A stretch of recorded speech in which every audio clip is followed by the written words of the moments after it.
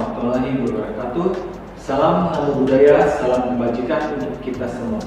Perkenalkan, nama saya Dr. Imade Bayarwangsa, SSM Padang. Saya adalah dosen Prodi Pariwisata Program Sarjana Fakultas Pariwisata Universitas Udayana. Pada kesempatan berbahagia kali ini, izinkan saya untuk menyampaikan pernyataan diri dosen dalam unjuk kerja Tridharma atau dapat disebut dengan PDD UKT-PT, khususnya dalam bidang pengajaran. Tujuan dari dokumentasi pemaparan ini adalah sebagai salah satu persyaratan dalam proses sertifikasi dosen tahun 2025. Perkenankan, pada video PDD UKT-PT Serdos 2025 ini, saya akan menampilkan dokumentasi pengajaran mata kuliah pilihan, yaitu Health and Wellness Tourism. Mata kuliah ini selaras dengan ilmu pariwisata alternatif yang saya dalami. Adapun topik-topik pengajaran dalam mata kuliah Health and Wellness Tourism ini yaitu mengajarkan mahasiswa mengenai teori dan konsep wellness tourism, potensi dan pengembangan Health and Wellness Tourism, dampak pengembangan serta produk-produk yang ditawarkan dalam Health and Wellness. Mata kuliah ini juga mengajarkan mahasiswa untuk dapat membedakan health tourism dan wellness tourism, serta merencanakan sesuai dengan potensi setiap daerah di Indonesia dengan mengadaptasi local to dish yang ada, menentukan segmentasi pasar health and wellness untuk tujuan pariwisata berkelanjutan yang mengedepankan wisatawan dengan khusus. Dalam mata kuliah Health and Wellness Tourism yang saya ampu, yang secara langsung berkontribusi pada pencapaian CPL program studi, khususnya CPLH, CPLJ, dan CPLM. Mata kuliah ini dirancang untuk membekali mahasiswa dengan kemampuan menganalisis potensi destinasi wellness, menyusun perencanaan dan kebijakan destinasi, serta mengevaluasi aspek kelayakan pengembangan wisata kesehatan dan kebugaran. Pembelajaran difokuskan pada pencapaian CPMK berikut. Pertama, dalam CPMK 1, mahasiswa mampu menganalisis potensi pengembangan destinasi wellness. Ini diturunkan ke dalam sub CPMK seperti kemampuan mengklasifikasikan produk wellness, menganalisis segmentasi pasar, serta mengevaluasi potensi destinasi. Untuk CPMK kedua, mahasiswa mampu menyusun perencanaan dan kebijakan destinasi wellness. Sub kemampuannya meliputi penyusunan rencana, monitoring kelayakan, dan formulasi kebijakan destinasi berbasis data. Dalam CPMK ketiga, mahasiswa memenuhi syarat untuk menilai studi kelayakan destinasi wellness. Melalui kegiatan pembelajaran, mereka dilatih mengevaluasi aspek kelayakan dalam perencanaan destinasi berdasarkan indikator industri dan akademik. Dalam kegiatan pengajaran mata kuliah ini, saya menggunakan metode pengajaran BIA atau Industry Interaction dan Assessment. Dalam transfer ilmu, saya menyesuaikan dengan rencana pembelajaran studi atau RS dan untuk interaksi dengan mahasiswa. Saya melakukan diskusi yang disertai dengan case study secara sistematis dan kontekstual untuk dapat mengasah kemampuan berpikir mahasiswa secara kritis dan mengetahui seberapa dalam pemahaman mahasiswa terhadap topik perkuliahan yang sedang berlangsung. Kemudian saya bisa memberikan sistem penilaian sesuai dengan kemampuan mahasiswa dengan bobot 40% untuk kebebasan dan keaktifan, kehadiran 10% serta masing-masing 25% untuk ujian tengah semester dan ujian akhir semester. Adapun dalam bentuk pembelajaran dapat dilakukan dengan tatap muka di ruang kelas maupun tool web yaitu Zoom Meeting. Dalam media pembelajaran, saya menggunakan media pengajaran berupa PowerPoint yang sebenarnya mungkin serta video-video yang dapat saya gunakan untuk case study dan informasi tambahan terkait dengan topik pengajaran, sehingga dapat membantu mahasiswa dalam memahami permasalahan yang terjadi dalam suatu tempat. Dalam transfer data atau materi, saya menggunakan website e-learning dari Universitas Udayana dengan tautan uasa.ac.id. Dalam UASE, saya dapat memberikan dokumen terkait dengan link materi perkuliahan, pertukaran e-book, jurnal, penugasan, serta tanya jawab, serta video-video yang sesuai dengan pembahasan mata kuliah Health and Wellness Tourism. E-learning ini saya gunakan untuk mengurangi penggunaan kertas sehingga dapat mendukung program-program pemerintah dalam melestarikan lingkungan. Oke, demikian informasi yang dapat saya sampaikan terkait mata kuliah Health and Wellness Tourism untuk mahasiswa semester 4 program studi pariwisata program sarjana Fakultas Pariwisata Universitas Udayana. Dan untuk selanjutnya, saya akan memberikan video bagaimana proses pengajaran secara tatap muka di ruang kelas dengan topik pengajaran yang akan saya berikan mengenai pengelolaan dan segmentasi pasar Health and Wellness Tourism. Berikut video pengajaran yang telah saya lakukan. Selamat menyimak.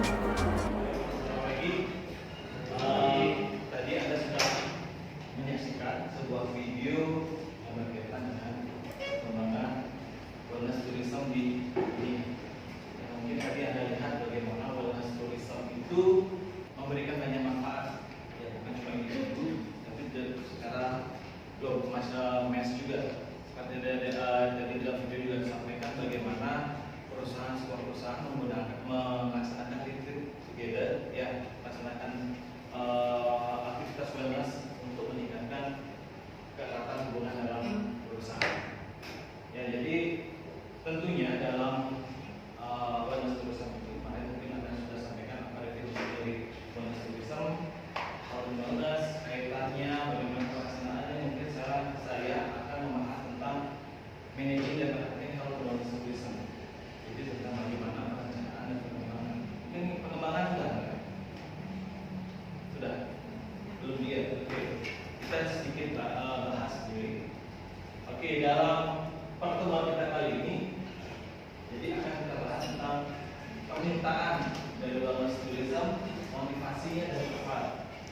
Oke, kemudian planning and development, managing destination and site, jadi bagaimana manage destinasi, mungkin nanti kita ada beberapa contoh, bagaimana meraih customer, siapa customer dan tentunya produk development. Nah, dalam video tadi sudah Anda sama melihat bagaimana produk-produk dari health and wellness tourism tersebut. Ya, produk Anda bagaimana? Tarik nggak sih?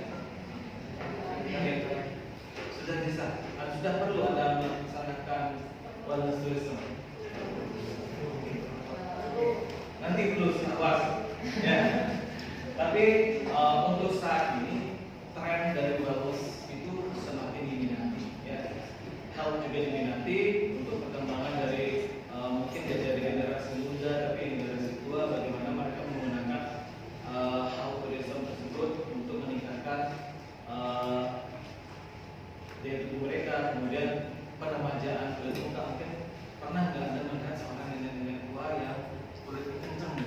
Kan ada operasi yang sampai di apa ya?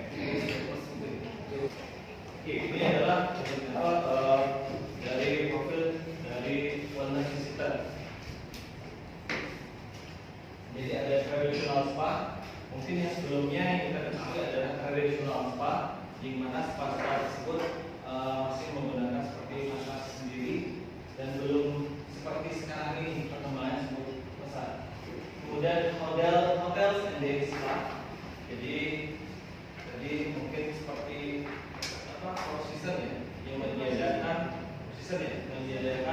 bagaimana wellness tourism itu dikemas untuk menjadi daya tarik untuk berkunjung ke hotel tersebut. Nah, untuk saat ini bisa adanya di 2024 Anda tidak melihat sebanyak ini. Nah, namun sekarang bagaimana? Mungkin akan semakin meningkat. Nah, kalau dari sisi Anda, jenis-jenis yang kalian ketahui, kapan Anda mengetahui ada wellness tourism? SMP, SD, SMA, apa kuliah? Kuliah. Oke. Karena ini mungkin bagi kita baru, namun dalam sejarah dari wellness sendiri itu sudah berjalan cukup lama. Ya, jadi mungkin kalian nanti pernah disebutkan bagaimana sejarah wellness tourism itu. Ada. Mungkin nanti saya share bukunya. Jadi wellness itu sudah ada dari zaman dulu kala, yang sebagian besar seperti mungkin Anda pernah mendengar di luar Eropa, di Australia. Pernah nggak Anda mendengar namanya mandi lumpur? Mungkin di negara mana itu jadi mandi dengan lumpur berarti mandi tersebut. Pernah nggak? Yang itu bagian dari wellness tourism. Ya itu sekarang itu sudah berkembang. Diet, nutritional, supplement, or changing lifestyle. Oke, itu ada juga bagaimana pola hidup itu berubah. Karena banyak yang membuat pernyataan bahwa hidup saya berubah setelah saya bangun pagi mungkin jam 3, mandi dengan air es atau cuci muka dengan air es, melakukan gym di pagi hari mungkin jam 5, kemudian jam 6 sampai jam 7 baca buku. Nah, itu pola hidup ya yang membiasakan seperti itu. Kemudian ada eat, drink, and be rich, 1% who knows that they probably should live a more healthy lifestyle but are not that concerned about it.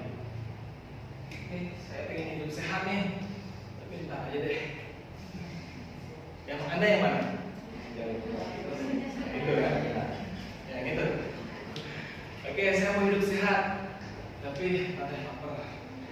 Makan. Oke, kita harus makan sehat. Mie geprek, ayam geprek depan enak banget nih. Ya kan? Jadi itu semua pilihan ada di segmen untuk kita sendiri. Kemudian ada Fenster, who are neutral about health issues, knowing what to do but not to do it. Oke, saya tahu hidup sehat itu seperti ini. Tapi dalam mindset mereka adalah jika aku senang tentu aku akan sehat, atau pikiranku sehat aku akan pikiran tenang aku akan sehat. Ya, banyak sekarang ya, seperti contohnya food blogger. Berapa ada food blogger atau content creator tentang makanan di Instagram atau di TikTok? Banyak banget. Nah, pernah nggak Anda memikirkan bagaimana dampak kesehatan sekarang makan soto babat? Besok pagi guling, besoknya padang. Pernah nggak Anda melihat dari video pertama mereka buat sampai video terakhir mereka buat? Ada nggak perbedaan? Ada ya? Saya mempunyai teman satu seperti itu dan mereka bangga. Aku baru turun nih 50 kilo. Karena dia buat konten food blogger tuh. Yang penting pikiranku sehat, aku happy, tentu badan mohon maaf, tubuh ini bukan mesin. Ya, di sini bilang iya, tapi di sini pun mengalami kita masih kurang. Itu akan membuat daya tahan tubuh kita makin begini ya, seperti ini. Mereka tahu harus dilakukan. Mungkin habis ini aku diet, tapi nggak terjadi. Kemudian magic bullets, who are looking for the one pill diet procedure and that will solve a particular health issue. Ada yang pakai itu diet? Ada? Ada? Nah, Anda masih muda. Produktivitas tubuh Anda itu masih sehat. Jadi Anda makan sekarang, bergerak, tidak mengalami masalah. Contohnya kalian begadang, sekarang jam berapa? Pernah Anda mendengar bahwa di Turki itu banyak aktivitas health and wellness? Pernah nggak Anda mendengar bahwa kita kerja ke Turki, tapi sampai sekarang menjadi terapis? Karena itu untuk kunjungan di Timur Tengah itu cukup tinggi. Iran, Turki. Namun yang sangat disayangkan adalah sekarang lagi main udah mungkin dari itu mudah-mudahan jadi cepat berakhir. Ya, sana itu banyak banget untuk aktivitas jadi ada yang dari increasing older medical system and globalization itu memberikan kontribusi dalam pertumbuhan pasar wellness. Jadi ini adalah awal mula dari beberapa alasan di dalam perkembangan pasar wellness. Contohnya cost of chronic disease. Jadi nanti dibedakan wellness dan health-nya. Oke.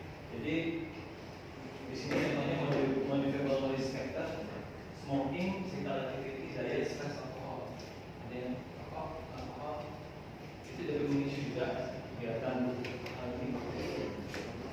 Kemudian ada beberapa faktor yang berbeda juga dari khususnya. Oke. Kemudian ada percent of population is 15 and over who are overweight or obese. Ini saat ini sangat cukup tinggi. Oke, bisa lihat 2005-2015 peningkatannya berapa persen? Hampir 50% di Brasil obesitas. Tentunya yang obesitas seperti ini adalah US dan bagian besar adalah Australia. Karena dari pengaruh makanan. Cina tidak terlalu Cina cukup tinggi juga.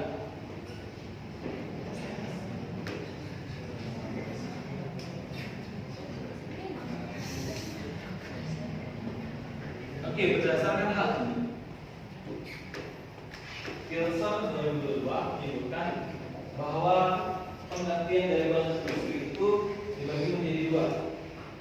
Dari konsumen definition bisa dilihat fisik, body, health, mind, wellness, healthy.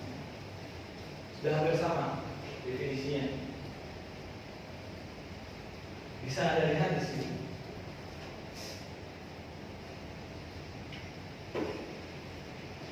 Dari semua ini itu tingkat paling tinggi untuk wellness itu sendiri kesamaan dari quality of life.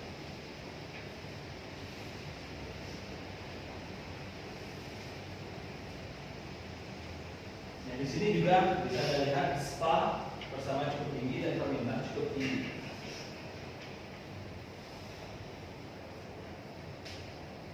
Oke, what consumer do enhance mental wellness? Apa yang konsumen lakukan untuk meningkatkan dari wellness mereka? Di sini bisa Anda lihat ada teman visit spa.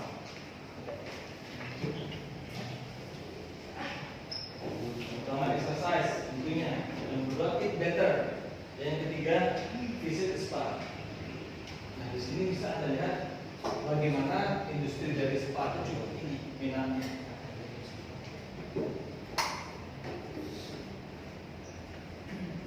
Oke, bisa dilihat di sini ada unsur reaktif dan proaktif dari spa wellness industry. Saya sebut. Untuk reaktif, treatment oriented side of the wellness continuum, spas can bring new wellness oriented and more holistic approach to the conventional medical sector. Oke, kemudian dari proaktif, spas can link with other sectors to help enhance people health and quality of life. Sedangkan dari workplace health and wellness, the spa industry can capitalize on the trend of employees taking safety to need to improve the health and wellness of their senior executive and their employees in general. Itu bisa dapat dilihat melalui seperti ini.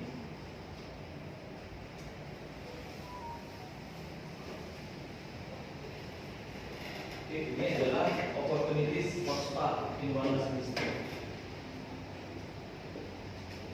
Oke, bisa dipahami? Hal dulu.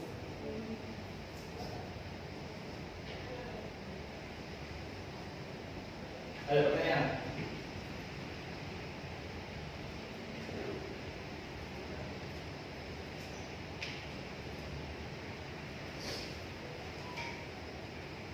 Ada? Jika tidak, saya bertanya. Oke. Saya ingin mengadakan sedikit diskusi dengan Anda terkait dengan wellness tourism ini. Salah, itu benar. Karena yang biasanya menjadi target untuk wellness itu adalah menengah ke atas. Nah, kita bagaimana sekarang mengembangkan produk biar bisa dinikmati oleh kalangan, semua kalangan. Kita saya kayaknya nih nyoba produk wellness ini, tapi nggak bisa. Karena mendengar sekarang ada sekarang itu makin banyak ada namanya seperti jaba-jaba usada gitu untuk pijat dengan menggunakan tenaga lokal. Jadi yang kesana biasanya bapak-bapak yang umur 40, 50 yang kalau ke refleksi itu nggak terasa apa. Jadi mereka datangnya ke tempat pijat tersebut. Kalau dulu sih namanya tempat pijat, panti pijat, tapi sekarang sudah berkembang namanya dengan menamakan nama usada. Nah, ini menjadi produk baru seperti yang tadi ditawarkan, membuka produk baru. Pertama tentang pelatihan yang tidak semua bisa memiliki mengembangkan produk baru dan memberikan solusi untuk dinikmati oleh semua kalangan. Ada yang lain nggak?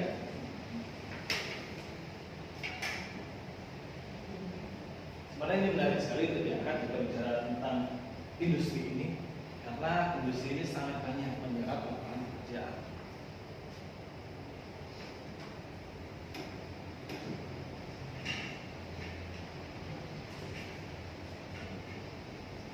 Oke, ada yang lain untuk diskusi ini?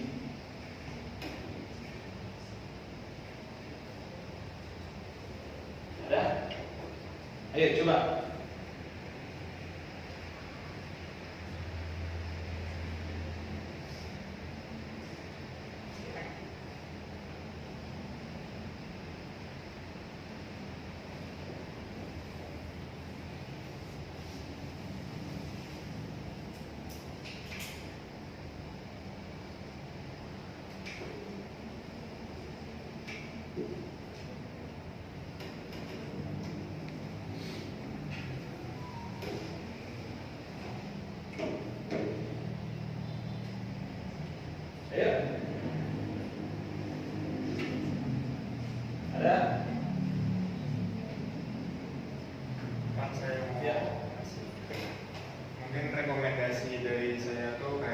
wellness ini kan dari segi lokasinya itu kan memang dia di daerah-daerah yang tidak pada penduduk Pak. Iya. Seperti kayak Bali ataupun Mohon maaf tadi sudah ada yang kalau di kota-kota besar ada. Bagaimana supaya yang memang tidak bisa pergi ke lokasi-lokasi tersebut tuh bisa mendapatkan mungkin cara online, jadi tidak harus datang ke tempat fisik. Oke, untuk masalah atau mengundang ininya, terapinya, secara online atau bagaimana? Karena kalau kita bicara wellness atau spa itu harus melakukan sentuhan fisik. Yoga maksudnya? Ya, oke, wellness yoga, oke. Ya, karena sekarang kan banyak kayak coach gym secara online. betul. Jadi mungkin dari Instagram juga bisa online. Ya, ini saya tadi juga melihat hal tersebut. Kayak dengan ini sekarang banyak sekali yang menawarkan itu coach secara online. Bahkan itu juga ada yang namanya tadi saya begitu klik di YouTube itu kita berbayar. Ya, betul. Jadi untuk orang-orang yang sangat sibuk tidak ada waktu untuk pergi ke tempat seperti yoga, jadi mereka menggunakan itu rasanya di rumah, gitu. Oke, terima kasih. Menarik. Ada yang lain terkait dengan hal tersebut? Rekomendasi.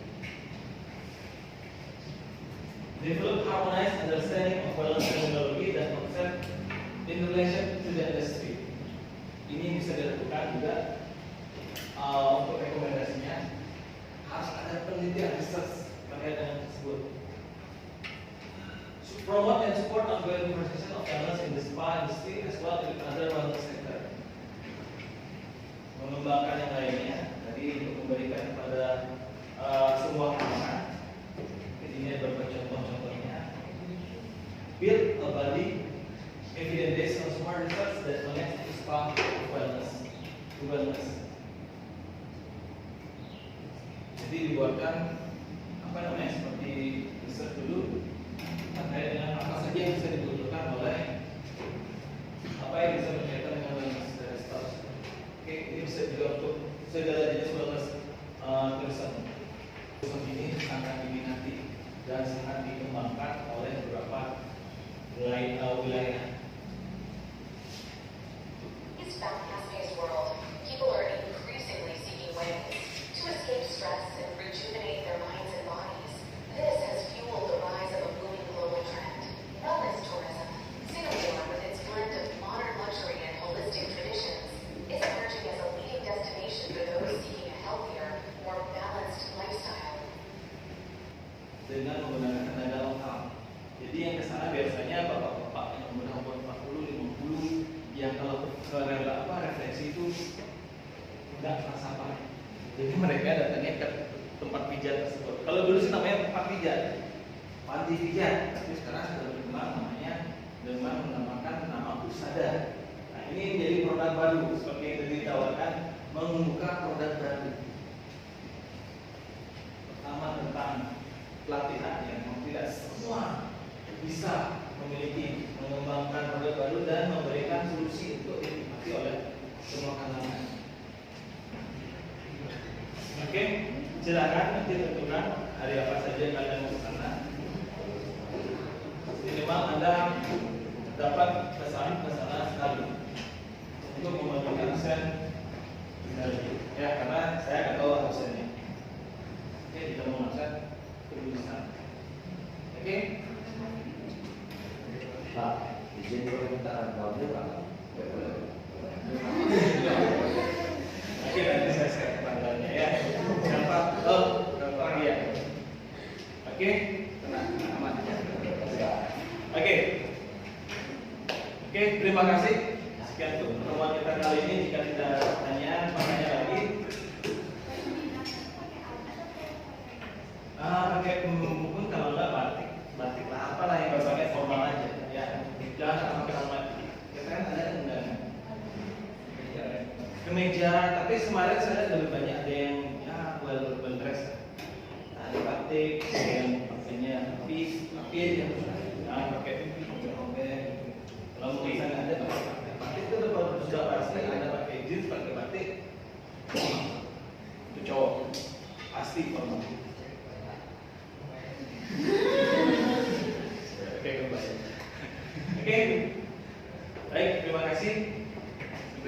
depan untuk puas. Saya tidak mau mengganggu minggu depan Anda. Minggu depan kan? Minggu depan kan mau puas. Di segi lokasinya itu kan memang dia di daerah-daerah yang tidak padat penduduk, Pak. Iya. Ya, di Bali ataupun Muhammad Bali sudah banyak. ya, oke. Kalau di kota-kota besar, bagaimana supaya yang memang tidak bisa pergi ke lokasi-lokasi tersebut tuh bisa mendapatkan mungkin secara online, jadi tidak harus datang ke tempat fisik. Oke, untuk masalah atau mengundang ininya, terapinya secara online atau bagaimana?